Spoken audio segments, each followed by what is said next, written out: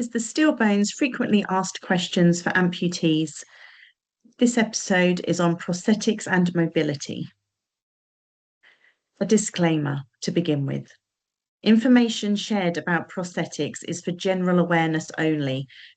Every amputee's needs, circumstances, and goals are unique, and available options can vary widely between limb centres.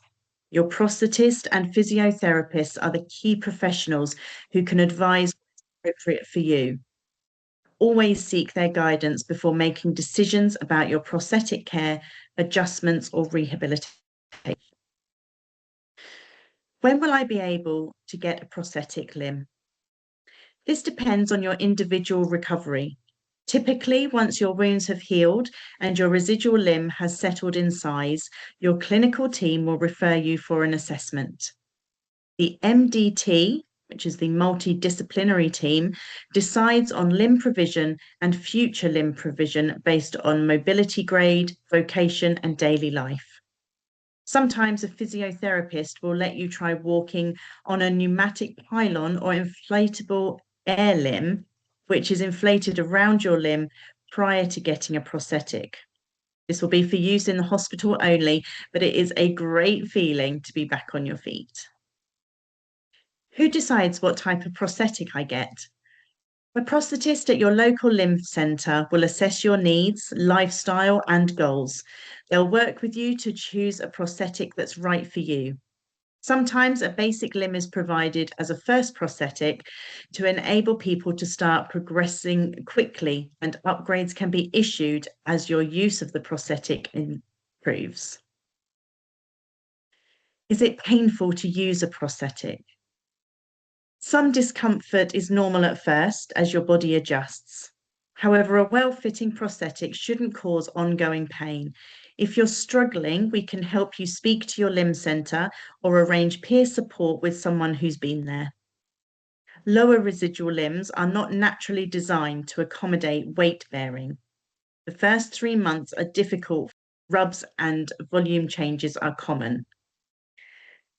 Normally, this settles after 8 months. The rule is if you have a breakdown of your skin, stop wearing the limb and consult your service or GP. Your service is prepared to see you as many times as required. What if I decide not to use a prosthetic limb? That's completely your choice. Not everyone uses a prosthetic. Some people use wheelchairs or mobility aids instead.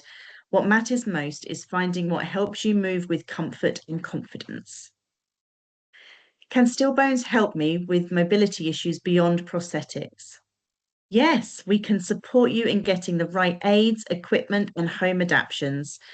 We also run events and peer groups where you can learn tips and tricks from others living with limb loss. Can I get more than one prosthetic for different activities? NHS guidelines state one limb provided per patient. We need a good, clear clinical reason for a second limb. This will help establish good grounds and justification for the request when we apply. How often will I need to visit prosthetic centre? There is likely to be several visits when you are first ready for your first prosthetic limb. The process varies from person to person, but a cast is made of your residual limb, which is used to make a custom socket to attach you to the prosthetic limb. There will then be the other parts added and adjusted to fit your particular needs. It's quite common to need several adjustments and new sockets as your limb swelling reduces and you get used to your prosthetic. Over time, you will need to visit far less, mostly due to wear and tear on your prosthetic limb. What happens if my prosthetic doesn't fit well or causes issues? Let your limb centre know as soon as possible. Don't suffer in silence. They can adjust or remake the socket to improve comfort. Steel Bones can also help you advocate for timely adjustments if needed. Skin is a living organ.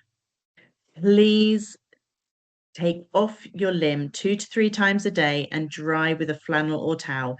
This will allow the skin to breathe for 10 to 15 minutes. Are there costs involved in getting a prosthetic? If you're treated on the NHS, your prosthetics are provided free of charge. However, private options are also available for those who wish to explore alternatives. We can help you understand both routes. How long does it take to learn to walk again? It varies from person to person. Physiotherapy and practice are key.